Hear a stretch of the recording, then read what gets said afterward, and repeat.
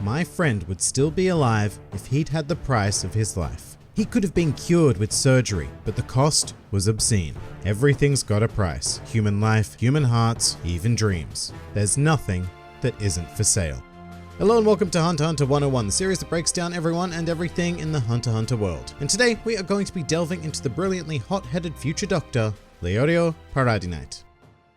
Leorio Paradis is a young man who often gets mistaken for an old man, despite the fact that he is still a teenager when he is first introduced into the series during the Hunter exam arc. At first glance, Leorio would appear to be incredibly narcissistic and almost entirely driven by the goal of attaining vast amounts of wealth. And look, that's not an entirely inaccurate assessment of his character. However, there is a compelling reason that informs his philosophy on life, which began during Leorio's childhood when he lost a close friend to a fatal illness. Although the real kicker being that the illness was easily curable. However, Leorio could not afford the cost of the surgery required. And so, after the passing of his friend, Leorio then developed two resolutions. The first of which being that he would one day become a doctor so that he could heal anybody he wished, and secondly, that he would acquire vast amounts of wealth to fund his medical studies, as well as pay for the supplies required to enact his knowledge. And the pursuit of the latter goal is what would prompt Leorio to take the Hunter exam, as acquiring a Hunter's license would allow him to access an incredible abundance of cash through a wide variety of means. But through the exam, Leorio would also gain something unexpected when he acquired three close friends in the form of Gon, Kurapika, and Killua, all of whom were absolutely instrumental in Leorio completing the various stages of the exam, because it should be noted now that despite being the oldest member of this friendship group, Leorio's physical abilities were significantly lacking when compared to everyone else. Now, Leorio himself is entirely aware of this fact. However, what he does possess is an exceptional will, and he is not one to back down from a fight even if the odds are overwhelmingly against him, and especially if someone he cares about is in trouble. And this idea is epitomized when during the first phase of the Hunter exam, Leorio chose to engage in combat with Hisoka, a decision that would not end favorably for him, but putting his bravery and conviction on display regardless. But this isn't to sell him short, because Leorio does indeed possess incredibly advanced strength, stamina, and agility when compared to the average human. And in fact, Chairman Netero even judged that Leorio held combat prowess that surpassed that of Bororo, who was a martial arts master in his own right. So Leorio can't be that weak. Moreover, an example of Leorio's incredible strength was seen in the series when he was able to open the first door of the Zoldyck family's testing gate all on his own, although notably this scene was omitted from the 2011 anime.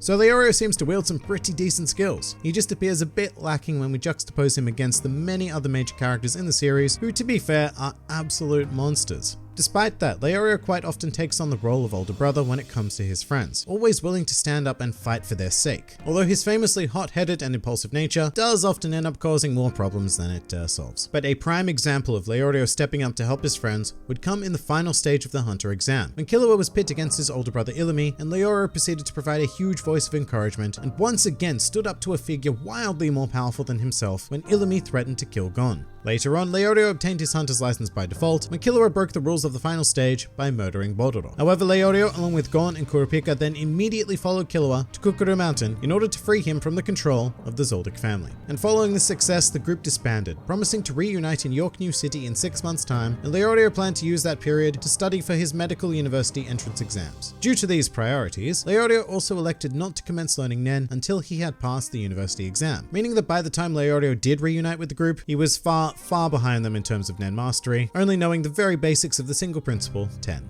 Despite this, Leorio went on to play a crucial role in the events of York New City, which resulted in the deaths of 2 members of the Phantom Troop and the forced exile of their leader, Rolo Lucifer. Afterwards, Leorio took a bit of a backseat in the story for quite some time, during which he furthered his study of Nen and discovered that he was an emitter, an affinity for which means that a Nen user is naturally capable of separating their aura from their body, an example of which can be seen in Leorio's ultrasound ability, whereby he releases his aura in pulses around a selected area, allowing him to detect organisms or even abnormalities within the human body. With these new skills, Leorio reappeared in the series to visit Gon in hospital, who had been gravely wounded from his actions in the Chimera Ant arc. And utterly disgusted by the lack of support from Gon's father Jing, Leorio once again played the older brother and barged into the Hunter Association headquarters and used another of his emitted abilities known as Remote Punch to sock Jing right in the face. Now, to fully understand the madness that happened next, it needs to be said that Jing was less than popular amongst the association, and this action was met with rousing cheers and even laughter from the Hunters present. As a result, and even against his will, Leorio would go on to receive votes from many of the Hunters to become the association's 13th chairman. Although it should be said that this is partially due to the actions of Jing, who manipulated an unknowing Leorio to become a hindrance hindrance in the election. However, we also simply cannot ignore the main selling factor here, which is Leorio's abundance of natural charisma that proceeded to conquer the hearts and minds of an absurd amount of hunters during and after the election. And to his great credit, if he'd kept it up, Leorio more than likely would have secured the position of chairman, but he dropped out when his desire to become a doctor was reaffirmed following Gon's recovery. However, Leorio was now a famous figure amongst the association and would remain heavily involved with their affairs, after being approached by the Zodiac Cheadle to accompany them on an expedition to the Dark Continent, with Leorio himself being granted the Zodiac title of Boar in the process, which interestingly enough was the same title that Jing had previously held. And Leorio accepted this proposition after being permitted to study medicine under Cheadle for the duration of the expedition. And so, Leorio currently resides in a medical facility aboard the Black Whale 1, which is rather dangerously serving as a stage for the succession war of the Kakian Empire. Some more fun facts about Leorio. Leorio's last name, Paradi Knight, is a portmanteau of the English words paladin and knight. And furthermore, this name was not revealed until much later in the series, during the events of the 13th Hunter Chairman election. Despite being one of the 4 main protagonists of a shonen manga, Leorio still has yet to actually engage an opponent in a proper fight. And when I say a proper fight, I don't mean the brief skirmishes like the ones he faced against Hisoka and Jing. I mean an actual shonen battle. On a similar note, Leorio's weapon of choice would appear to be a classic switchblade, although he has never actually used it against a human opponent due to the whole not having been in a fight thing. Whilst the manga and 2011 anime incarnations of Hunter x Hunter did not reveal the name of Leorio's childhood friend who passed away, the 1999 anime version took some liberties in this regard by bestowing him with the name of Pietro. Leorio's birthday happens to fall on the Japanese festival of Hinamatsuri, or Girls' Day, which also happens to be the day that the Hunter x Hunter manga began serialization, being March 3rd. Also worth noting is that Leorio's birthday, just as with Gon, Killua, Kurapika, and Hisoka, share the same number in regards to both the day and the month, with his being the 3rd of the 3rd. And finally, a truly useless fact. In 2013, the winner of Miss Universe Japan specifically mentioned Leorio when she was asked about what type of man she likes. But that pretty much does it for Leorio. If you enjoyed this video and the content this channel produced in general, then please do consider donating to the New World Review Patreon, because the support of all of you amazing people is what continues to make this channel possible. And if Patreon isn't quite your style, then please do leave this video a like, share, or subscribe, because it also helps support this channel an incredible amount. And if you'd like to join the fun at any time, then please do head over to my Discord server, where a wide array of shenaniganry takes place on a daily basis. And finally, please do comment with who, what, or where you'd like to see featured in the next Hunter x Hunter 101.